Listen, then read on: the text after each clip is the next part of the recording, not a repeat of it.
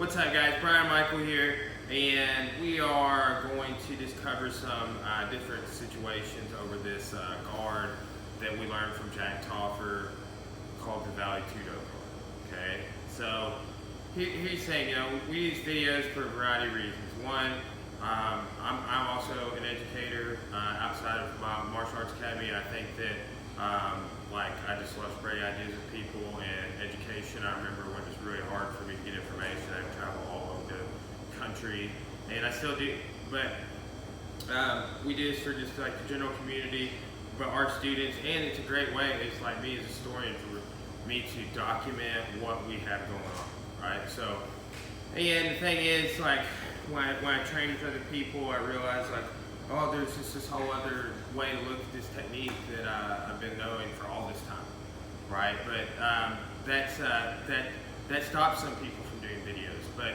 I like a noticeable. We'll go back and rehash videos as we get better at doing the techniques.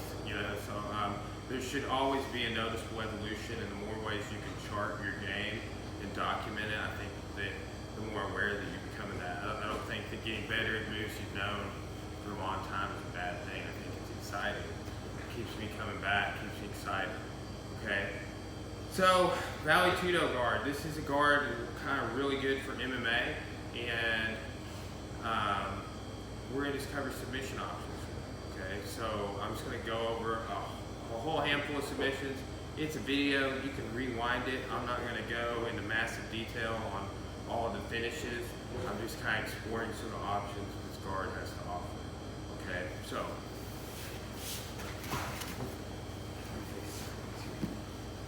Okay, so just real basic, and we've done a couple videos off of this, right?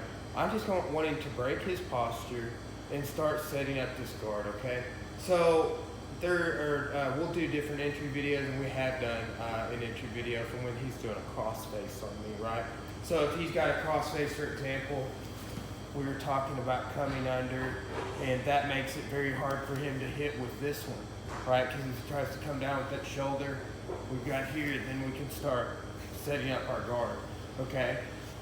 This one, let's say he grabs and he goes to throw an overhand, okay? Here. That's an example. Let's say he has nothing, okay? He's just kind of got this sort of situation. What I'm looking to do is grab, and I like to time this. Let's say he goes to like pass the guard or something, and I start trying to pull him down, okay? So, Vale Tudo guard.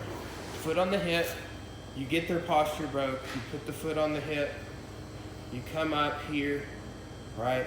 And right now I don't have any weight on my partner, okay? Now, occasionally you'll have this overhook, and sometimes you'll have this, just depending on your entry. Okay, but right now I don't have any weight. Okay, and what I have to do to achieve weight is use my foot on his hip to pick up my hip off the mat, and then point this knee down. Okay, now you have this little valley behind his head. That's where we're sticking everything. Okay, now see what happened here is that made him put his hand on the mat. Okay, so when that happens, I can come here, lifting my hips up and get a good triangle fit. Okay? He goes to the overhand right here. Now, from here, if his arm bends, if I don't catch the overhook arm bar, okay, a lot of times people will just naturally turn away from you on this. You got the omoplata. Okay?